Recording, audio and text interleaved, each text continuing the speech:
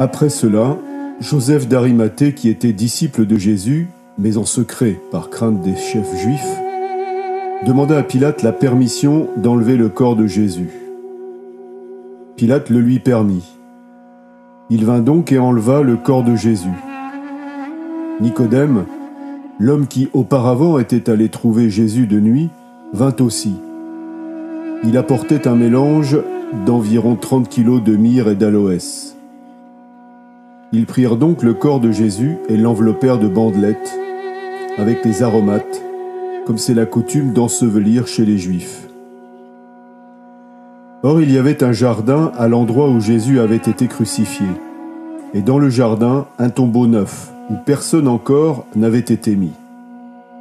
Ce fut là qu'ils déposèrent Jésus, parce que c'était la préparation de la Pâque des Juifs, et que le tombeau était proche. Nous arrivons à notre 14e et dernière station de ce chemin de croix ou chemin de Pâques, suivant les évangiles. À cette 14e étape, nous ne rencontrons pas le Christ souffrant, mais le Christ dans la mort. Alors que nous contemplons Jésus, mort, encore sur la croix, et alors que le soldat romain perce avec sa lance le flanc de Jésus, d'où s'échappe du sang et de l'eau, nous ne pouvons pas nous empêcher de penser à ces deux sacrements essentiels, le baptême et l'Eucharistie. Effectivement, l'Église est comme suscitée à partir du flanc ouvert de Christ, un peu comme Ève a été tirée du côté d'Adam, alors qu'il était plongé dans un profond sommeil. À présent, c'est du flanc du dernier Adam, plongé dans un profond sommeil, que naît l'épouse de Christ.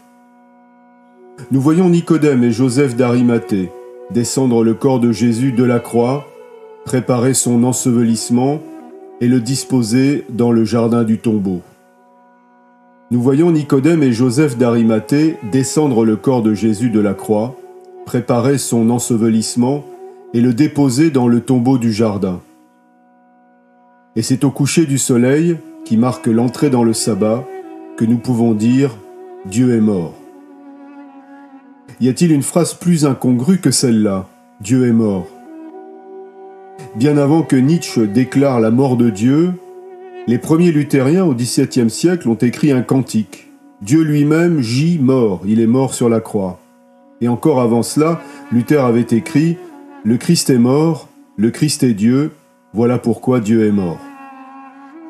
On peut dire en effet que Dieu est mort, car quoi que la mort puisse signifier pour un être humain, Dieu en Christ l'a pleinement expérimenté. Quand nous parlons d'incarnation, d'Emmanuel, nous pensons immédiatement à Noël et à l'enfant dans la crèche. Mais Christ n'est jamais plus l'Emmanuel que lorsqu'il gît dans son tombeau, drapé dans son linceul.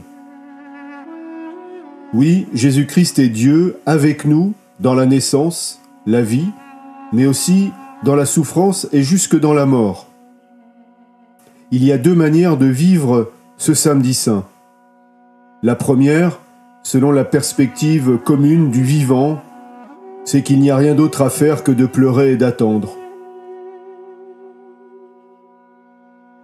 Le samedi saint ne serait alors qu'une sorte d'entre-deux, de zone frontière. Mais il y a une autre façon d'envisager ce samedi saint. Jésus n'est pas inactif. Il descend dans la mort en mettant à mort la mort elle-même. C'est ce que les pères de l'Église ont décrit comme étant la détresse du séjour des morts. Le samedi saint, la mort a osé engloutir Dieu lui-même, mais elle ne peut pas digérer le divin. Cette outrecuidance va conduire à sa propre perte.